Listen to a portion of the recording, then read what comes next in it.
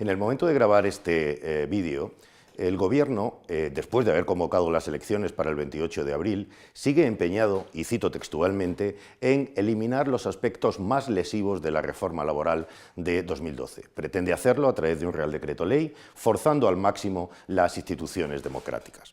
La primera reflexión es inmediata. Puestos a eliminar los aspectos lesivos, eliminémoslos todos. Es decir, si realmente la reforma laboral ha sido tan nefasta para la economía española, no dejemos ni un resquicio de ella.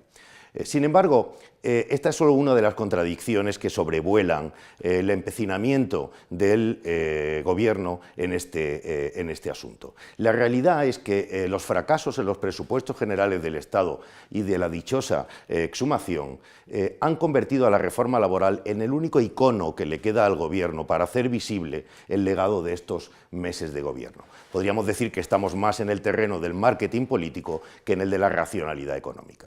Y es que la reforma laboral de 2012 encaja bastante bien las críticas de sus principales detractores. En primer lugar, un análisis frío de los datos del mercado laboral desde el año 2012 hasta ahora nos permite ver que la tasa de paro ha descendido desde el 27% hasta el 14%. Se han creado más de 2 millones de puestos de trabajo y los ocupados llegan a alcanzar casi los 20 millones. Por primera vez en la historia económica de España se ha creado empleo desde el primer momento de la recuperación económica, es decir, hemos bajado la tasa de crecimiento necesaria para crear empleo. Es muy probable que estos resultados se hubieran dado en ausencia de la reforma, porque partíamos de unos niveles de producción y de empleo que eran muy bajos. Pero también es cierto que existen estudios recientes, en concreto uno del BBVA Research, que sitúa en 900.000 los empleos que se habrían creado por esta mayor flexibilidad de salarios que aporta la reforma laboral.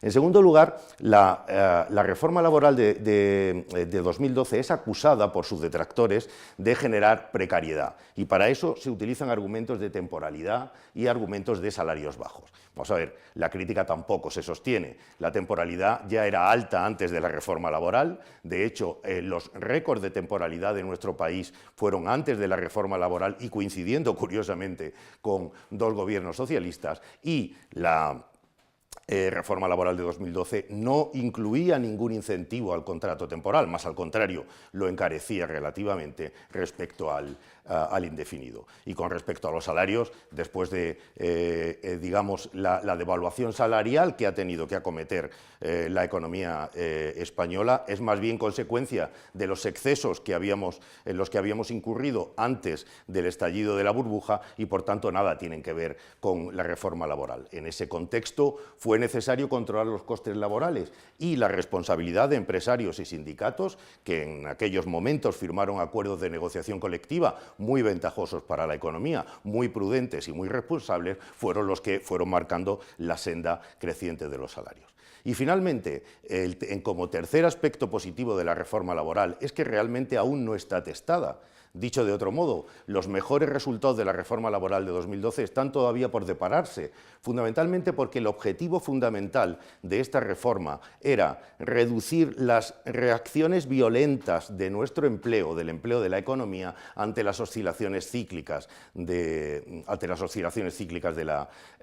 la economía. Y por tanto, será cuando caigamos en la próxima crisis, que seguro que vendrá, cuando veamos si efectivamente esta reforma aporta la flexibilidad necesaria para que podamos atravesar esos periodos de crisis generando menos desempleo.